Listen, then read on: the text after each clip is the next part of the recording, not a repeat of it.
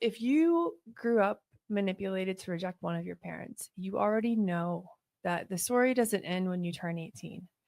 Being manipulated to reject one of your parents, going through this child psychological abuse, it leaves deep psychological wounds. And even after childhood ends, you know the effects extend into adulthood. And realizing that you were manipulated and that the lies you believed about your parent were just that, lies, it can be earth shattering. It could be a new trauma all on its own. And tonight we're going to talk a little bit about what happens next, what it's really like to reconnect with a parent that you have rejected for years or even decades. It's an experience that is rarely talked about from the child's point of view, especially, but it deserves to be talked about. When I was going through this, first reaching out to my dad and trying to talk about these issues and what I had been through, I found nothing online, nothing at all, nothing in books either, nothing anywhere about this topic, and found little to no guidance on how to go about working through difficult issues in the relationship that needed to be worked through.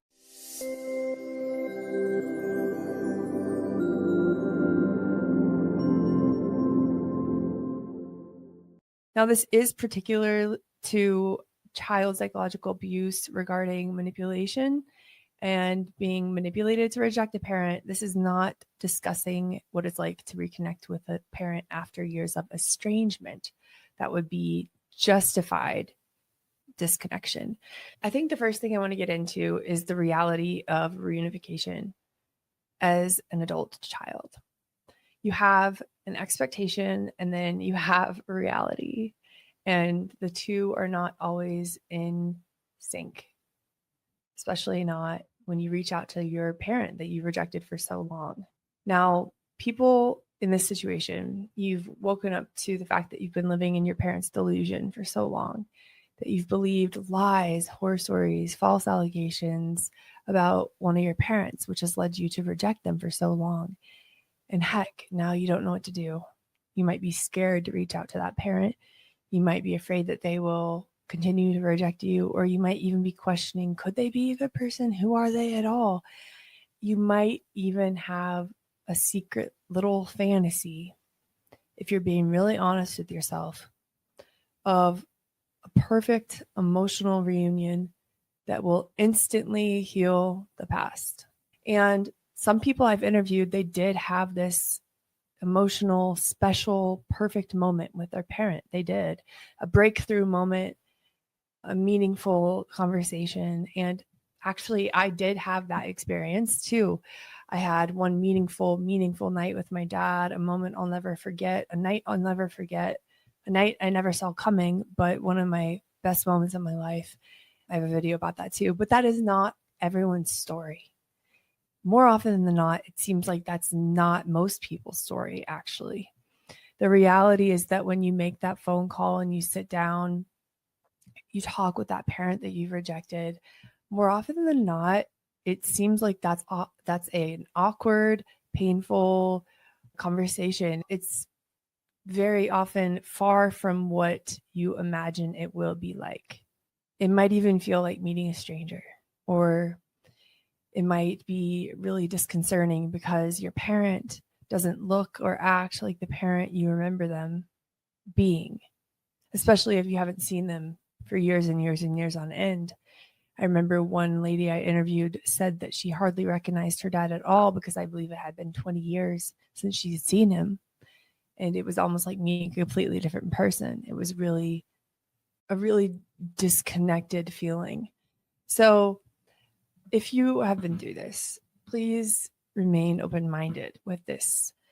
You might have a fantasy in your head that you're going to have tons of healing just from the moment you reconnect, that it's going to go so well, and it might not go exactly how you're hoping. It can go both ways. I've heard both experiences. So just keep that in mind. But I think there is something unique and special and irreplaceable about that bond being restored that helps facilitate the child's healing. It really does. It's part of the healing process. So if you're going through this, chances are you're going to have a plethora of emotions, okay? You're going to have so many emotions, and probably some pretty intense emotions. And From my experience and from all the people I've interviewed, I broke it down into a few different categories of emotions and some thoughts that you might have, actually really common thoughts you might have. So let's start with the first, guilt. You might wonder, did I waste all of those years? How could my parent ever forgive me? Or was I a bad kid for believing all of these lies? How could I have been so fooled? These thoughts might come from guilt, fear, and they might impede your ability to heal. They might prevent you from reaching out to your parent. You might also have anger. You probably will have anger. Actually, I'd be surprised if you didn't have anger. You will have anger at the parent who has manipulated you, 100%. And if you don't, I don't know if you're human. You will have anger at being so manipulated and so used for so long. You will always, or you might also have anger at the parent you've rejected. You might think, why didn't they fight harder for me? And you might think, you might just have anger at the situation too. Like, why did this happen? Why did I have to lose so much time? Why couldn't have things have been different? So a lot of anger. Confusion. You're going to have a lot of confusion. You are going from living in a delusion to trying to figure out what's real. And in the process, you have confusion because you don't know what the hell is real about yourself, about the world, about either of your parents. It's hard to trust yourself to know who to trust. You're that discombobulated. And some thoughts you might have regarding confusion are, do I really know this parent at all? Was everything that I believed upside down? Did I get everything backwards? I thought I was a smart person. Am I really just stupid? How could I have been so fooled? Who can I trust now? Can I even trust myself? All of these very normal responses to a very abnormal situation. And then we have fear. A lot of it. What if that parent really is bad? What if I should be careful around them? What if I want them to love me so bad, I'm convincing myself that they're not the person that I believed? What if they really are the person I was warned about? What if I get hurt again? What if I get rejected? What if reaching out to them is a mistake? Just tons of fear. And finally, there's a little, at least for me, there was a little hope and joy. Could my dad really love me? That was my first thought regarding hope or joy in the light bulb moment. Maybe I could have a relationship with him. Does this mean that my dad might really love me? Maybe I could have a healthy parent in my life. And that hope and joy is something that if you're going through this, I want you to hang on to that. I want you to really hang on to that. Okay? Let's just be real here. It's not always smooth sailing, reconnecting with a parent that you've not only been disconnected from, but that you have actually been rejecting, that you've quite possibly been mean to, that you might have done some harm to their reputation. Who knows what you've done when you didn't know better, right? It's going to be awkward, more likely than not. And I'm not saying it's always awkward during this process, because I have heard some stories where it's not, where they just describe their reconnection and it's not awkward, but most of the time, from what my experience and talking to other people, there's going to be some level of awkwardness. And it makes complete sense why it would be that way. It's because you're reconnecting with someone who should feel familiar to you, but who doesn't feel familiar to you. This is your parent. This is who you come from. This is one of the two people in the world who created you. And yet you might feel so distant from them. I kept thinking during the reconnection process, this is my dad, but I don't know him. And I felt really self-conscious. I felt disconnected, and I felt acutely aware of how disconnected I felt. And I knew that this is my dad. Damn, I shouldn't feel so awkward around my dad. So I did find myself judging myself during this process, and that made it just a little bit more difficult. So if you are going through this, please catch yourself when you're judging yourself and observe your thoughts instead of judging yourself, because this is hard for anyone who goes through it, parent and child, both. So then you have the grief over the lost time, because the reconnection No matter how smooth it goes, no matter how much healing comes from it, reconnection does not and cannot undo the past. I firmly believe that restoring the bond with the parent you've rejected and really, really working on that relationship is a key part of healing from this abuse, a crucial part. And still, that doesn't undo the years of psychological abuse that you've been through. Even with that beautiful relationship unfolding, or even with different aspects of your life radically improving, there will still be deep grief for childhood moments that never happened, for milestones that you missed together, for the person that you've become without their influence, because you know that you would have become someone different if they had been in your life. There's also grief that you will probably experience over things that you said or did when you didn't know better. You would probably have grief too over the loss of the parent you believed was the quote unquote good one, the parent who manipulated you. You will have to grieve that relationship as well. And you have to realize that they actually did not have your best interests at heart. It's a very complex grieving process, a lifelong healing process. That is why I'm so passionate about educating people on how destructive this is for a child, because it's a life sentence in some ways. There is hope, but it's a life sentence. You're going to be grieving probably for the rest of your life. There's also a phase that I went through that I think is really common, which is fear and the gaslighting yourself. So, like with the confusion I touched on, I found that I had to put myself through my own little exposure therapy treatment. I couldn't find any resources. So I knew that, if people develop phobias, what do you do for treatment? You put them in through exposure therapy. You expose them to the thing they are unjustifiably scared of in small doses. If people are terrified of swimming in the ocean, you don't start by putting them in the ocean. You start by putting their hand in the water and imagining that it's the ocean water, or showing them a video of the ocean, or playing the sound of the waves. And then after a few sessions, you work up to putting your feet in the sand and going to the sand and looking at the ocean. You do it in small doses. So I was very afraid of my dad. The fear I had was definitely akin to a phobia. It was unjustified, but it was real. In his presence, I had a fast heart rate. I'd get sweaty palms. I wanted to run away. And this was obviously due to the 20 years of conditioning by my mom. But I wanted to overcome that fear so badly. I thought, hell, maybe I can do my own little exposure therapy and start to work on this fear if it's unjustified. And the more evidence I found, the more I realized it was unjustified. It was actually fear that was imprinted onto me.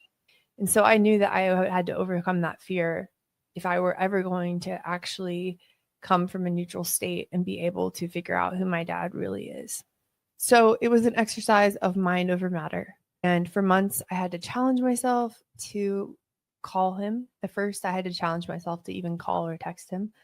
I had to challenge myself to see him, to spend time with him, to tell him things, vulnerable things when I felt like it wasn't safe to do so, or to spend time with him and have deeper conversations, even though my body was having a fear response. Another difficulty that I think a lot of people experience from the child's perspective when they're going through this is being on a different timeline from their parent and having a different perception of the situation.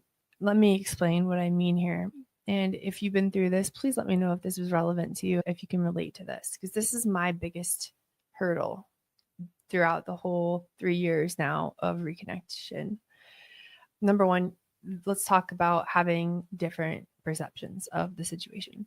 Every situation is unique. Every child who's been through this has a unique story, a unique personality of their own. Same goes for the parent. And when you put that parent and that child together, they have a unique relationship. So your parent might have no clue about what you have been through. honest to God, they might have no clue what has happened behind closed doors. They might not realize what you have been through is abuse. And when you tell your parent what has gone on behind closed doors for however long, what you've been made to believe, what you've been taught, the treatment you've received from your other parent, when you tell them, they still might not fully understand the impact that the psychological abuse has had on you, even after you inform them. To be honest, this is a big hurdle for me. This has been hard for me to get my dad to understand exactly how damaging this has been for me on so many different levels in every aspect of my life. And I don't blame him either for failing to understand, because this is something that is very counterintuitive and hard to understand to begin with, but it feels really isolating and it feels frustrating when I try to be understood and it just simply isn't happening. Your parent might fail to understand how deeply this has affected you, especially if they have not done any research on the topic or if they've been unaware that you were being manipulated the whole time. I found this aspect of reunification to be the most challenging, which is part of why I asked Dorsey Pruder to do this healing session with me and my dad, and we did. And you can go watch that on my channel. I think that really helped us a lot. Actually, it really did. He has stepped up and changed the way he communicates with me and is more attuned to my emotions and stuff like that since that session. But before that session, I was becoming really disheartened by the gap. It felt like there was a gap between us of my experience and what he truly believed was my experience. I hope I'm making sense. But that has been a huge problem for me. Similarly, if your parent has had years or decades to come to terms with all of this, if they've had a lot of time to grieve, to process the end of the marriage, the alienation, and you are still in the thick of it, you're finding all of this out right now, it's likely going to cause a disconnect between the two of you.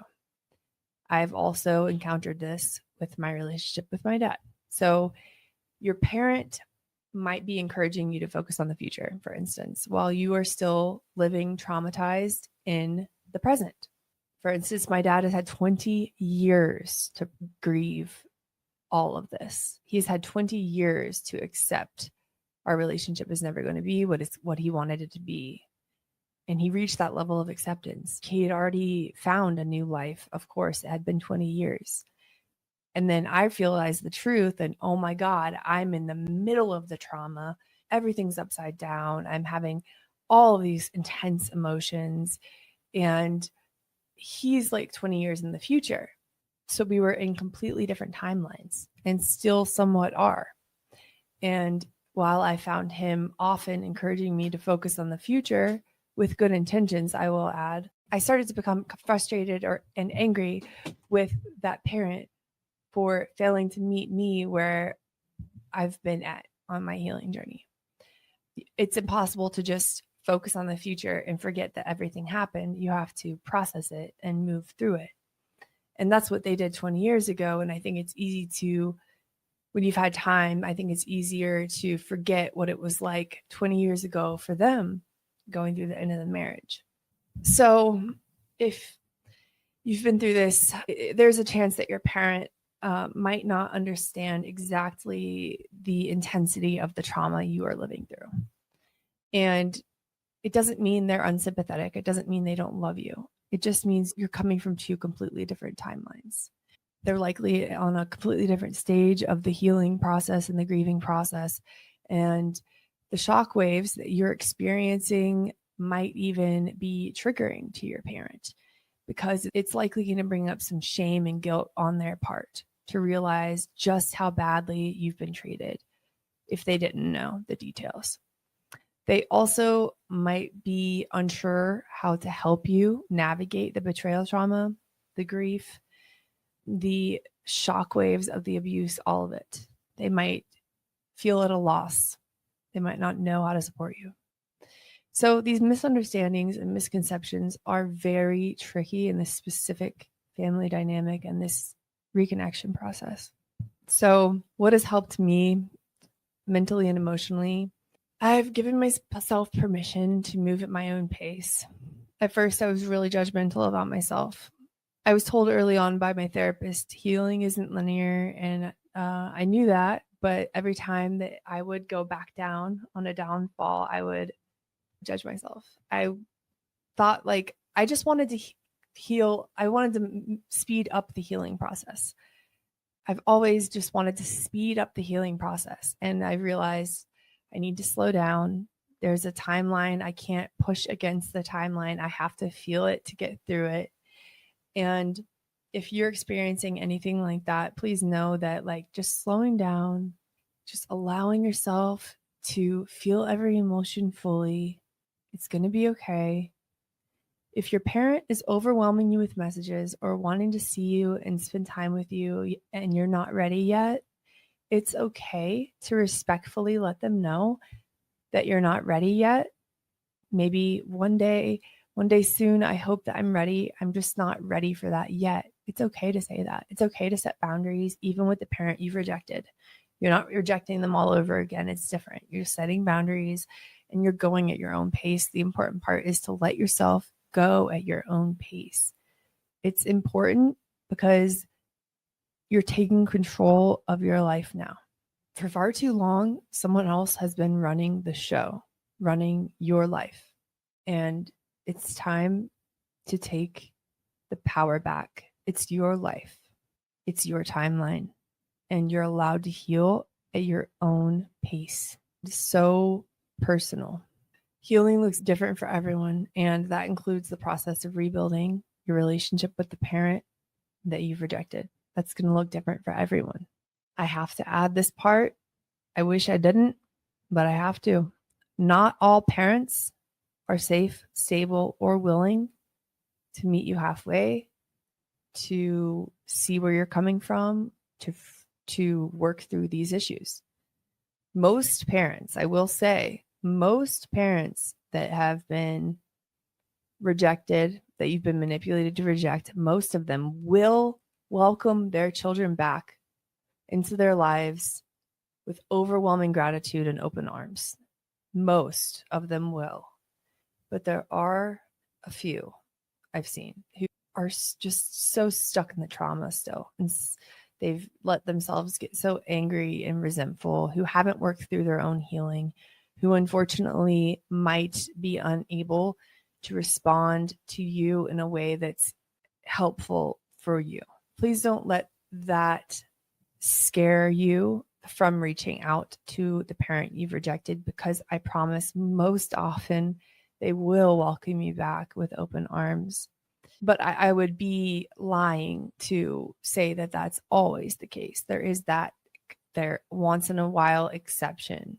And in that case, if you have the worst case scenario happen and you reach out to your parent and they do not respond in a way that's helpful or healing for you, if they are angry or if they refuse to meet you where you're at, for instance, please remember this. Sometimes reconnection means building a relationship, but other times it can be a form of closure. And that might also be really helpful for you on this healing journey, because the important thing to remember is that not only do you deserve peace and joy, but you deserve to know the truth. I understand if you haven't reached out to your parent yet, or even if you have and you're in the process of rebuilding, you might be scared. You're probably scared. I'd be surprised if you didn't have some anxiety or fear mixed in the bag. But if reaching out to the parent you've rejected might bring you just one of those things, peace or the truth, I believe it is worth a shot, because you deserve peace. You deserve the truth. And that other parent might be a key for you in the process of learning the truth and finding peace. The key reminder that I'll end with is that you do not owe anyone your forgiveness, but you do owe yourself peace. You also deserve the truth.